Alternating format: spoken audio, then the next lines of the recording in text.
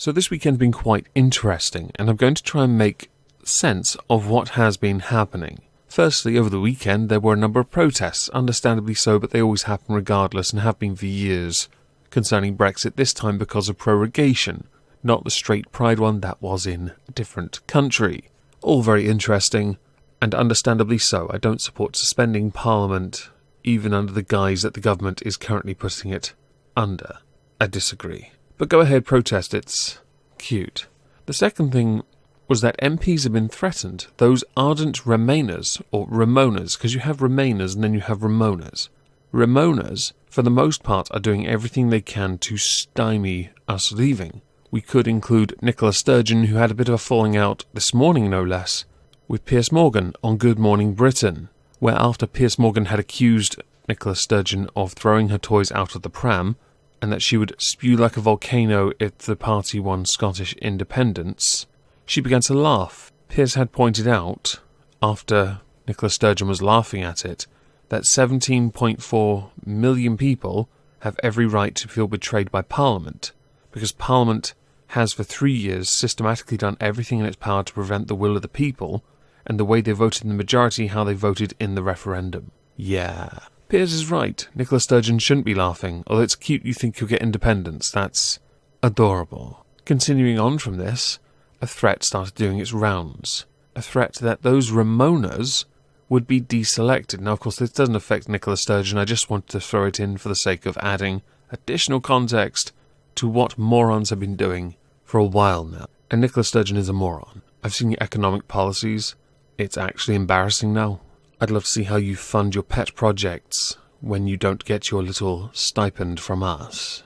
Anyway, the threat has been that MPs will start getting deselected by the Conservative Party, with ardent Remoaner, and we'll get to him in a moment, a bit more anyway, Philip Hammond, branding this hypocritical on the Andrew Marr show.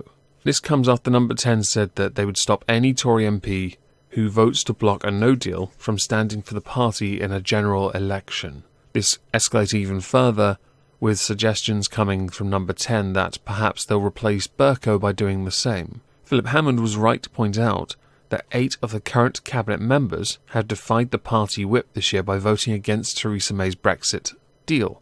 Let's not forget here, they were those that believed that deal was worse for us than no deal. This is why I actually quite like the fact that the party's so divided, because then you've got to try and find a way to get a majority on board and appease your party at the same time. Good luck with that.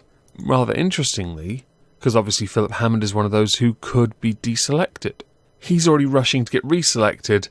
Yeah, because all party members for the Conservatives have to get formally re-nominated by their local party association, and only an MP themselves can trigger the process. With Philip Hammond sending his application in early because he wants to get on the front foot amid attempts by local members to deselect him. I wish him the very best of luck. Over the weekend there have been a number of firings, most notably an aide for Sajid Javid. Yeah, things aren't going so well for those aides, but it's okay. It's not as bad as people think. Although it's quite funny to see the pictures of someone getting frog-marched. Frog-marched? Is that the word? Let's go with yes. From Number 10. The person who was frog-marched being Sonia Khan, an advisor to Sajid Javid, who got very cross with Boris about it.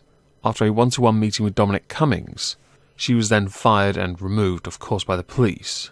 Adding to all of this, John Major, has sought permission to join a legal case brought by Gina Miller to stop the Prime Minister suspending Parliament. Now, we discussed the threat of this a few weeks back. Well, now they're actually trying to do it.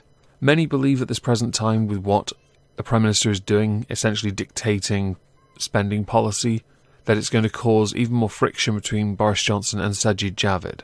The firing of Sonia Khan should have been done by Sajid Javid, I agree. However, she has been now known and outed as a leak to anti-Brexit campaigners.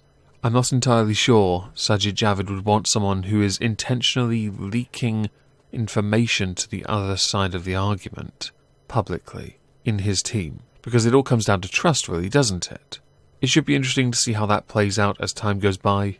I should, for the sake of clarity, also point out Sonia Khan believes she is innocent. Of course, an investigation would need to take place.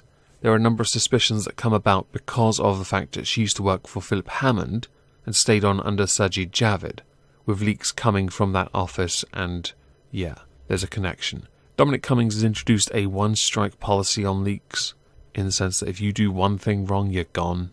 I don't entirely support that one strike, but I'm not in charge over there, so I don't care too much. It'll be interesting to see how that plays out. If the leaks stop, then of course, it doesn't necessarily mean she wasn't, or she was. However, it does lean favourably in that direction. An investigation should take place, though, to find out whether or not she did.